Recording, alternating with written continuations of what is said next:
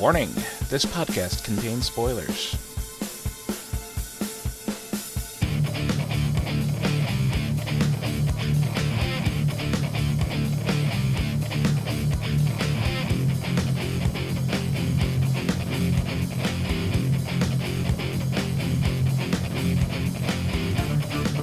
What's up, everyone, and welcome to another episode of the ASOTV podcast for the originals, Season 4, Episode 8, Voodoo in My Blood. Ooh. I'm your host, Mike, and joining me is Nikki and Kim. So, before we get into anything, the age-old questions of how a werewolf came to be was answered this episode! Calm down. We need I'm sorry. This is the calm podcast hour. We're going to bring the energy level down a few notches because I'm trying not to pull what she just pulled. Now, I was half right. Now, we talked about this last episode a bunch, and I know I didn't call it exactly, but I remember positing the question to you two and Dom, who's not here tonight due to power outages. I see him in chat. The car that just drove by me has a spoiler. Thank you, Dom. Anyway, I posited the question, what if the Hollow was the first werewolf, or had something to do with the first werewolves? I didn't call that she made them, I think. I don't know if anybody did, for that matter, but... No, I was more on the, I thought it was Davina. That somehow she was super duper linked to the Hollow.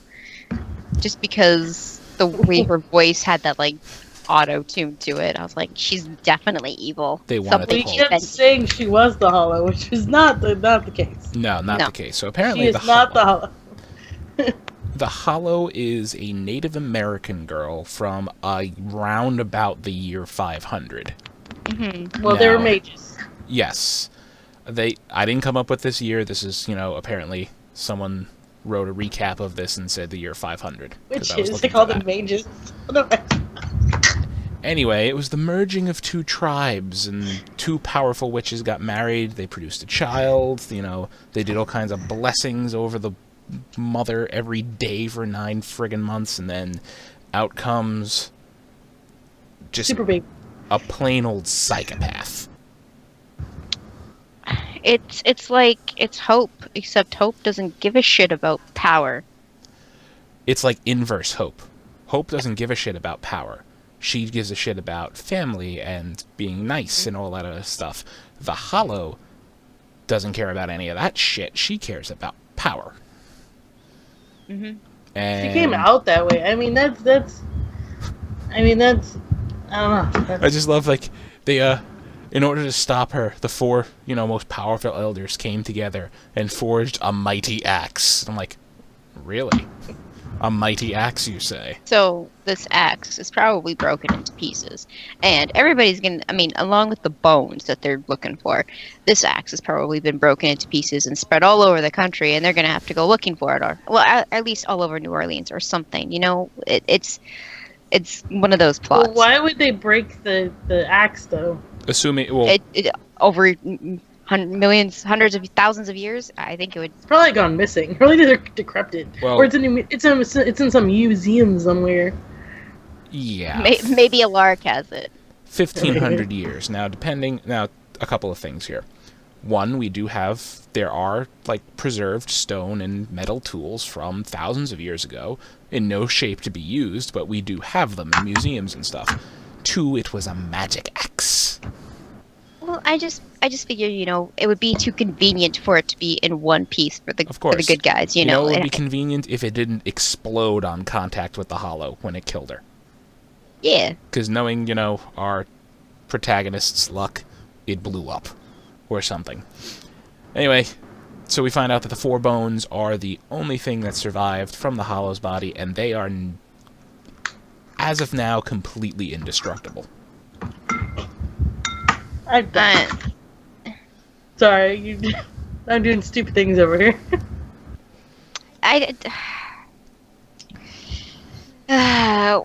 we've kind of come to the conclusion that everything can be destroyed in this show. Even the originals, who could never die. They were the immortals of immortals. So, like, That ended. you know what? These bones can be destroyed. And they're going to find a way. It's probably going to be Hope. Yeah, exactly. Now, speaking of Hope, she walked into some, exorcist shit with the jawbone pulling a rotation thing in the salt circle. Oh, yeah, that was creepy. Just like, why? No. It almost seemed like it was like dancing, because it was like... It's like, oh, are you a compass telling us where the hollow is? Because that would be handy. Like, are you? No, it was like following Hope. Like it had its teeth. It had its focus on her. Yeah. But I mean, she's got to be the most powerful being aside from the Hollow right now. Pretty much. So, yeah, I mean, that werewolf origin story. I mean, we've been theorizing about this for years, and Dom's in chat saying he's so mad he's missing this episode, but Dom's been the one who's been bringing up the whole where the fuck did the werewolves come from throughout multiple seasons of us doing this podcast for Originals and Vampire Diaries. Yeah, and for the Vampire, like, it's been that age, like I said, the age-old question was answered, because we've been asking this question since we first saw Tyler turn in the Vampire Diaries a long ass time ago. That's 7 years ago. Sure. I mean, we haven't been covering these particular podcasts that long, but I'm pretty sure I was like, I know how vampires are made in this show now, but what about werewolves? Yeah, we picked this podcast up during Season 5, and with the way Season 5 went, we're lucky we continued it. We covered Season 4 first. 5. We went over this before. Didn't we? Yeah, we did. Whatever. Anyway, like you said, age-old question answered. I'm cool with it, I guess. I mean, it seems way too simple. For something that's been like hanging over our heads for so long. It's like, yeah, so this just happened, and that's how that's the thing. And it's like, a terribly powerful witch at the moment of her death cursed everybody in attendance, and used her death to seal the curse, binding everybody to the full moon to transform into the creatures that they used to hunt her down. And her mother became the first because she was the first to kill someone. Yes. Mm-hmm. Yep. Oh, yeah. Oh, yeah, that's right. And activate the curse. The curse was activated by death, and the mother...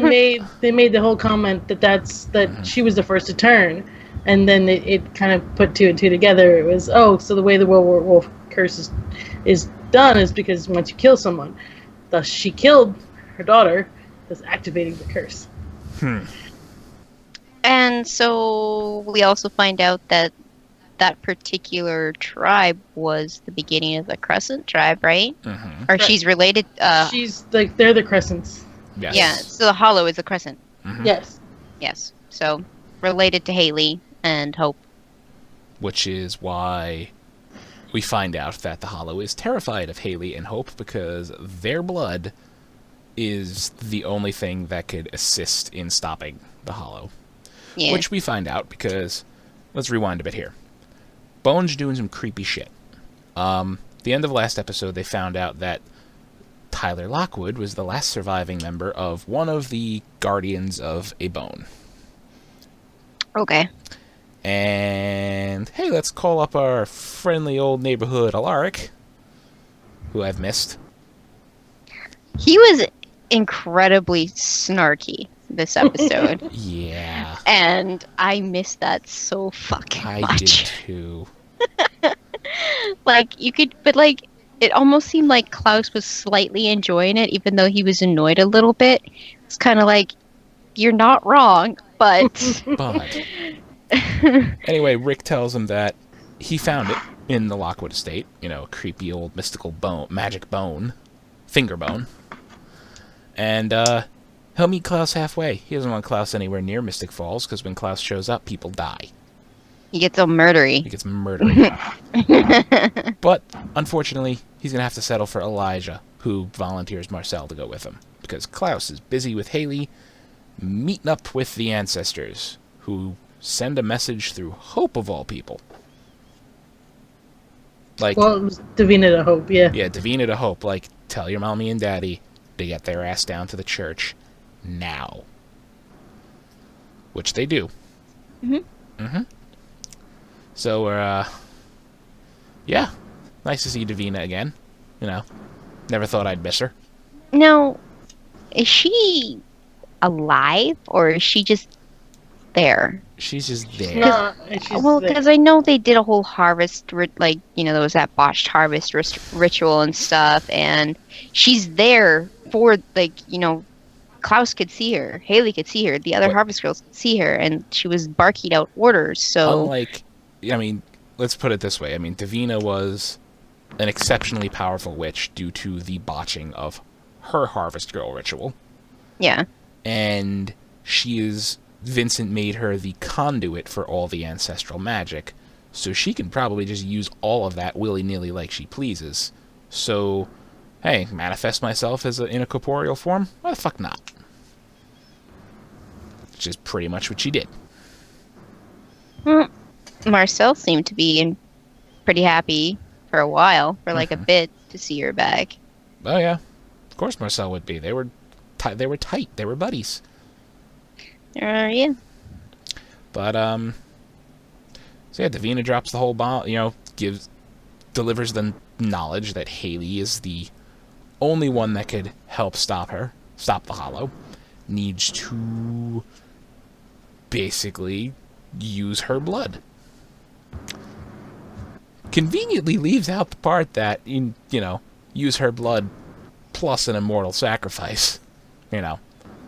What is with all these immortal sacrifices this fucking season so far? Like, I don't even know. Here's my thing with this whole debacle. The Hollow was killed before any of these immortals existed. It's not that it has to be an immortal. It's just the power source that they are. Right. Okay. I don't know why I didn't figure that out. I mean, if you think about it, immortals have to have like a huge power source because they can't die. That itself is like it's unending energy. Like, did she mention him being a battery? Like, he would never die. He would just be constantly giving her power. Well, he thought he was the one who made the battery comment. Like, you know, am I just going to be a battery for this spell or whatever? Like, held here forever just to power the confinement or whatever? And she's like, no, you're not a battery. You're a sacrifice. There's a weapon that can kill you. It's a whole those thorns. I sent my girls to go get it. Oh, yeah. I swear to God, if they kill off Elijah, I'll be so pissed. I'm done. I don't... I know they won't, but... You hope they won't. The ending... He's being a dickhole, though. Yeah, Elijah is definitely kind of taking the swapped places with Klaus this season. Like, Klaus is the calm, composed one. But, yeah, Elijah just... I mean, he went after Haley told him, you know, return the dagger or the knife, short sword, whatever the hell it is, to Marcel, because that was the agreement that he had. You know, do this with me and I'll turn over the only weapon that can kill you. He shows up to honor his deal. Something's not right. Hey, look, here's Sophia / the Hollow with a thorn stake. And that thorn stake is now sticking out of the middle of Elijah's back.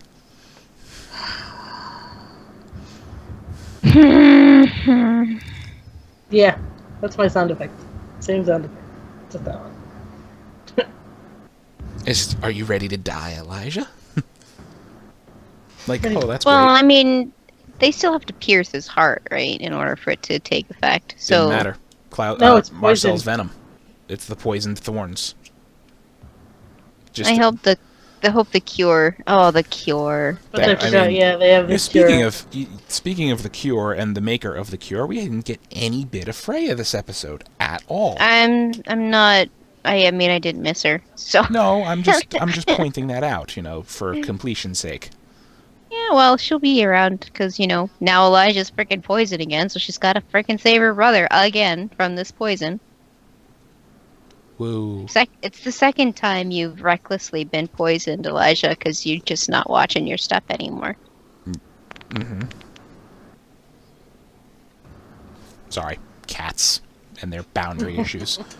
Where was I gonna go? I was gonna go right off of that, and cat distracted me. Anyway, moving on.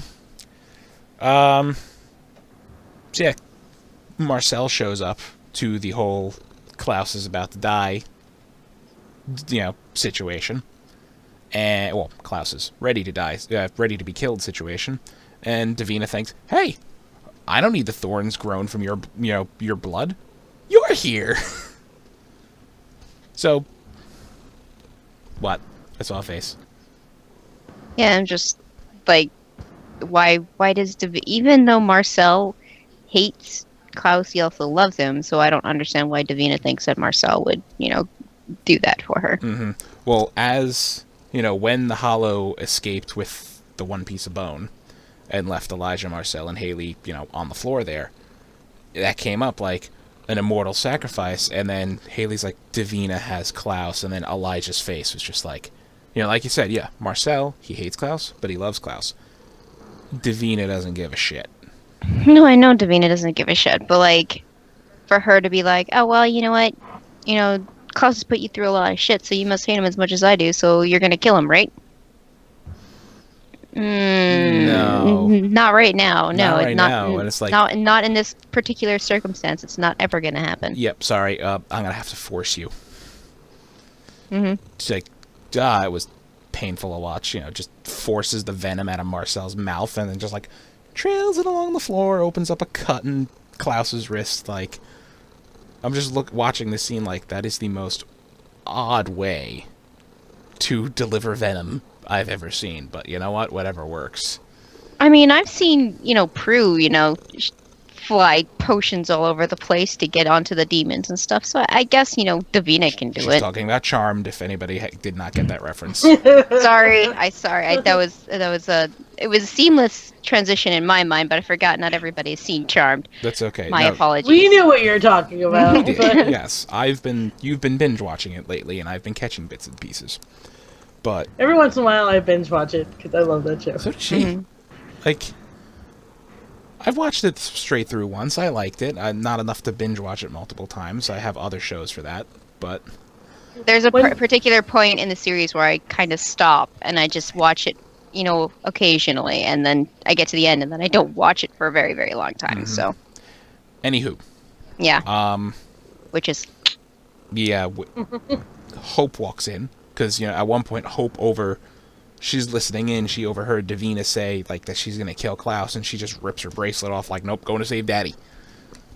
I need to see more of Hope being. I mean, I know it's bad because she's the firstborn of a new generation. She's going to be uncontrollably powerful, but I want to see her do more of these things because like it just seems to take Klaus is taken aback every time she just steps forward, and it's like no, and. She has a lot of control over herself. I mean, I give her, for being so young, she really does have a lot of control. Now, that's probably, that's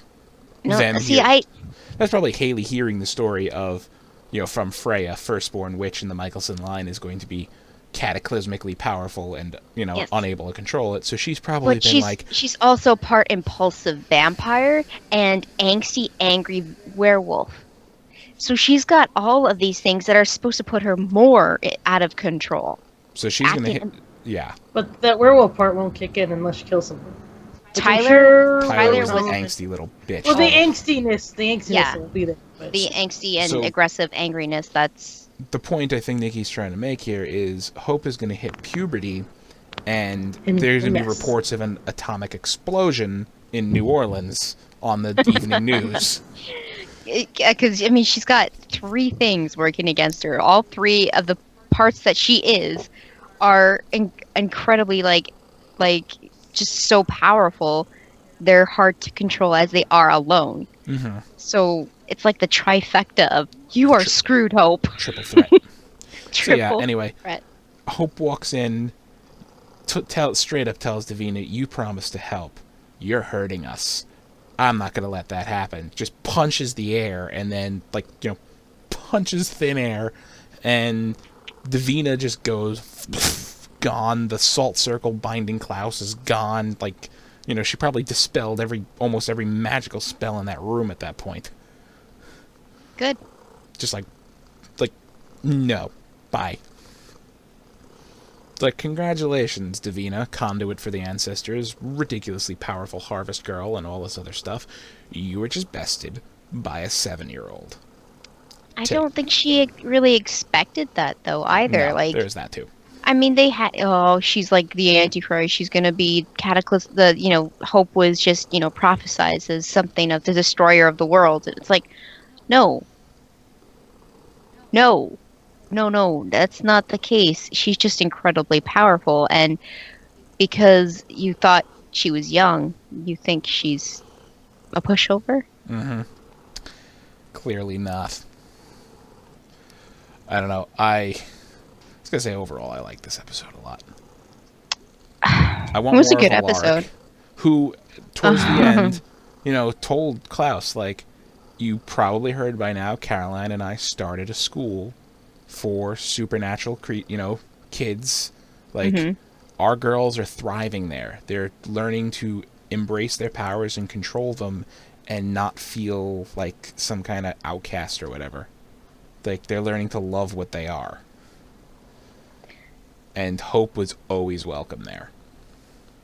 Yeah, well, you could tell that, we obviously know that Klaus is very appreciative of that invite. Mm-hmm. But I don't think Hope is.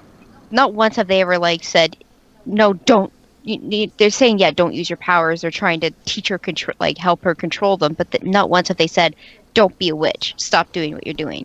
Yeah, and So they're kind of nurturing and kind of suppressing it at the same time, just because they're scared of what they've been told about the firstborns in their in their family. Right, and so Klaus is probably not going to accept that. Like, do I really trust Alaric to keep her safe? It's like, we can barely keep her safe, and we're a family of, immortal, crazy, original vampires. I mean, I want to say that I thought the Geminis, the two Alaric's girls, were actually going to be more of a target than they were. They were just more like, they were bodies to hold in front, just to be as bait kind of thing, more than let's use these kids for an advantage and use their powers and stuff. That really never really came about for a villainous kind of plot. They were more held hostage. So here we've already seen Hope be used as a vessel, right? Because of her power. So I can get where Klaus would be like, your situation's really different. Your girls, yes, may they be really rare witches. They are what they are. They're special. They're powerful, but they're not Hope.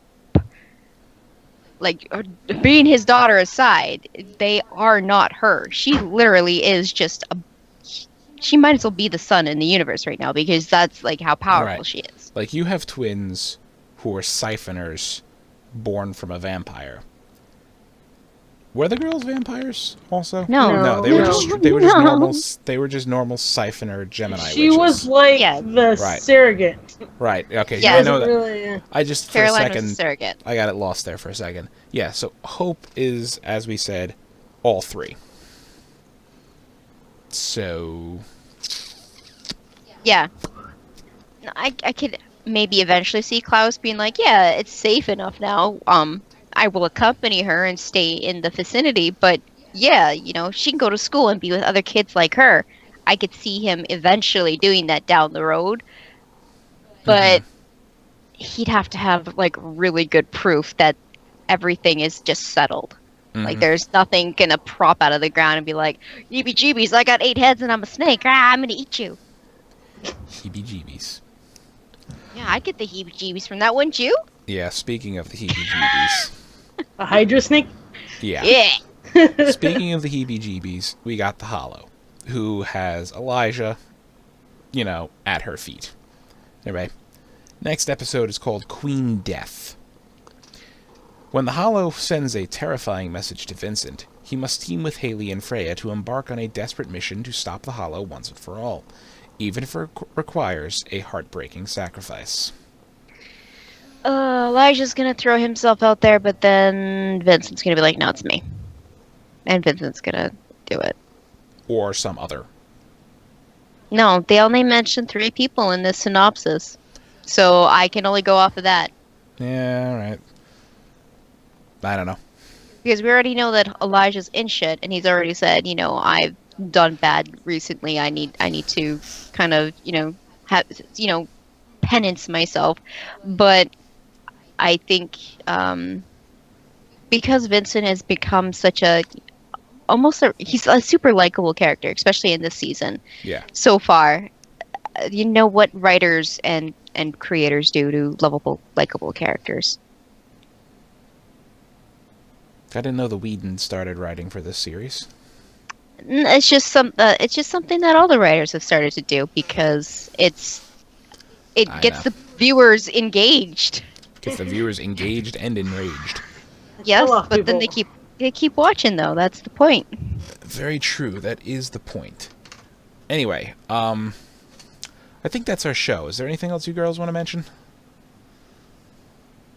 I mean, I made an angry piece with Elijah being stabbed.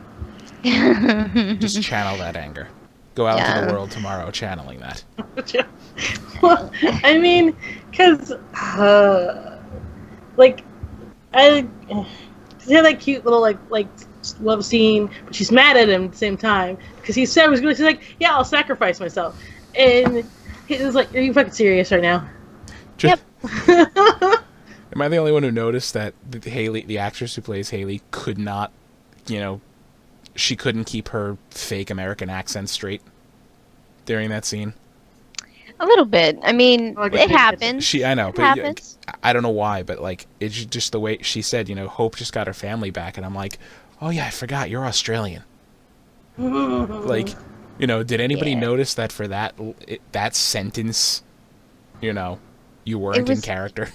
It was very, very slight, and it could have just been like they were really, strapped on time, and somebody broke her before that scene, but it was like the only cut they could do, and it was just like, okay, we have to take it the way it is because we don't have the time.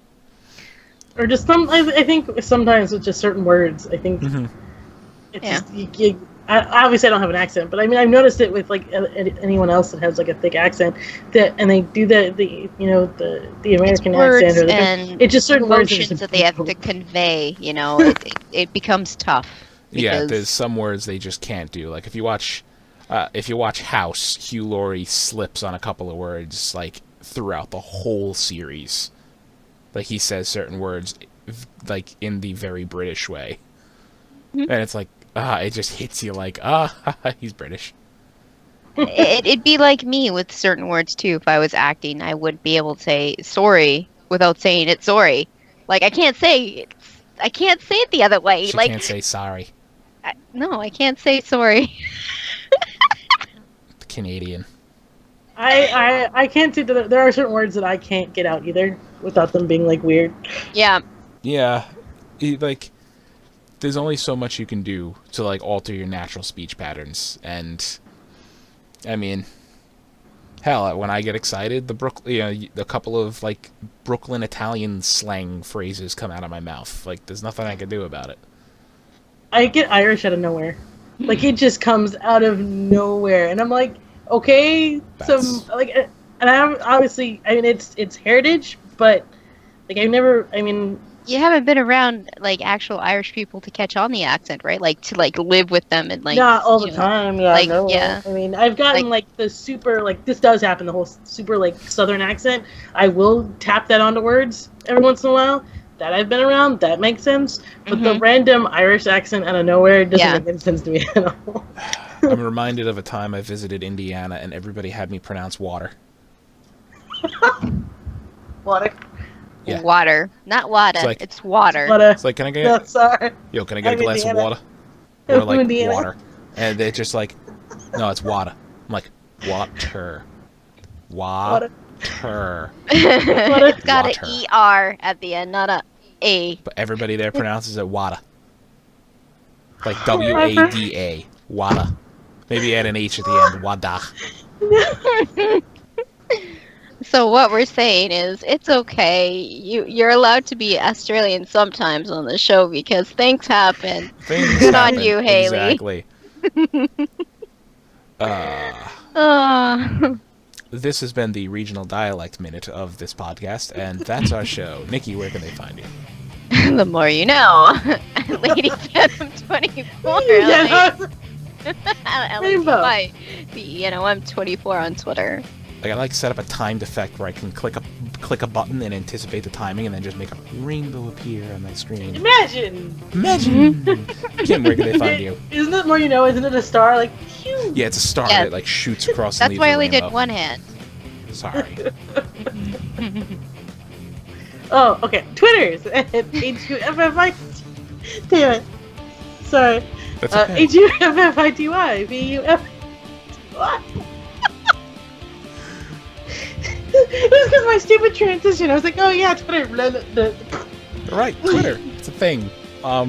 Speaking Crash. of Twitter, you can find me there on Twitter at Philadern. You can find all of us on Facebook, Twitter, Gmail, Google+, MySpace, and YouTube at ASOTV Podcast. You can follow us at all of those places for some more podcasts for some of your favorite TV shows, movies, and games. Space. Space. Twatters. Thank you all for watching. The instant grannies. Instant Grannies. Do we have an Instagram? Grannies. No, we don't have an Instagram because who would take the pictures? I mean, if we could have a collaborative Instagram, like where everybody kind of on Screen caps random moments. No. If everybody on Everyone had ASOTV, access to it. They could do it. yeah, if everyone was connected into it, that'd be cool because then you see different pictures from everybody's perspective and be like, hey, this is Cleo posting this one. This is Omikins, and it'd be Kinda so like cool. with Twitter, you can do it with Twitter. So I wonder if there is a way to do it with this. We Get can on figure it. it out. You'll figure it out. This has been the Ideas Minute of this podcast. Good night. Night.